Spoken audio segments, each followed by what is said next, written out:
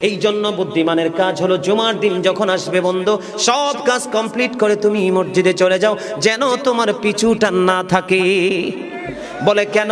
আমাদের দোষের কিন্তু বন্ধু শেষ নাই। জুমার দিনে মুসল্লিরা যায় সবার পরে এবং বের হয়, ইমাম সাহেব যখন ডানে বামে সালাম ফেরায়, মনে হয় যেন বন্ধু বিশ্বযুদ্ধ শুরু হয়ে গেছে, কার আগে কে রে বার হয়ে যাবে। অথচ আমার নবীর আদর্শ নিয়ে আমি আজকে ওয়াজ করছি বন্ধু। Disturb, don't disturb me. তোমরা আমি বললে আওয়াজ দেবে, নয় তো চুপ করে আলোচনা শুনবে, কারণ আজকের সময় অত্যন্ত গুরুত্বপূর্ণ। কারণ আমি যদি 5 মিনিট সময় পাই, একটা আদেশ শোনাতে পারবো।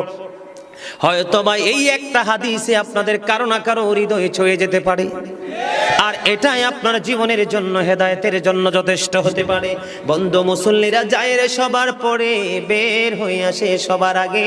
এটা মুসলমানের কখনো চরিত্র হতে পারে না, তাকওয়া সম্পূর্ণ ব্যক্তির আদর্শ কখনো হতে পারে না। হাদিস শরীফ খুলে দেখি বন্ধু, আমার নবী বলেছেন, রে আমার উম্মত, জুমার দিন সাইয়্যিদুল আইয়াম, সব দিনের চাইতে শ্রেষ্ঠ।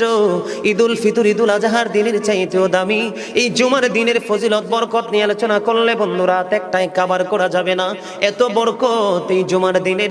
আমার নবী বলেছে, উম্মতের দল, জুমার দিনে কেউ যদি সবার আগে মসজিদে যায় আর সবার পরে যদি কেউ মসজিদ থেকে বের হয়, আপনি যাবেন সবার আগে, যাওয়ার আগে সুন্দর করে গোসল করবেন, উত্তম জামা, নতুন জামা পরবেন, আতর গোলাপ লাগাবেন।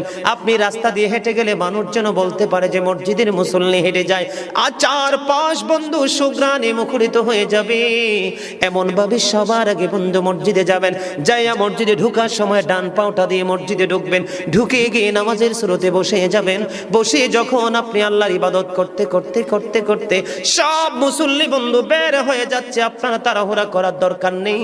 কারণ মনে রাখতে হবে, আসছি সবাই যেমনি একা একা, আবার যাব একা একা, হিসাবও দিতে হবে একা একা।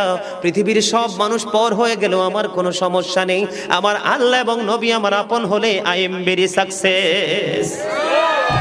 আমার নবী বলেছেন, বন্ধুরে 14 গ্রামের মানুষ বিরক্ত হইও না, আমাকে বন্ধু কেউ শত্রু মনে করো না। আমি তোমাদেরকে জাস্ট উপদেশ দিচ্ছি, মানা না মানা তোমাদের ব্যাপার। হেদায়েতের হাত কিন্তু আল্লাহর কুদরতি হাত, আমার কাছে কিছু নেই। আমি শুধু উপদেশ দিব, ইনস্ট্রাকশন দেব বন্ধু। নবী বলেছেন, সবার আগে তোমরা মসজিদে চলে যাবে, বের হবে সবার পরে। যার বাড়ি যত দূর, তোমার যত কদম বেশি লাগবে যাইতে, প্রত্যেকটা কদমের বিনিময় তোমার আমল নামায় 1 বছরের নফল ইবাদতের সওয়াব দেওয়া হবে। বন্ধু হৃদয় খুলে শোনো, যারা মসজিদে যাওয়ার অভ্যস্ত আছে, বেশি বেশি করে মসজিদে যাও। গাড়িতে চড়ে, অটোতে করে, রিক্সাতে করে যাও।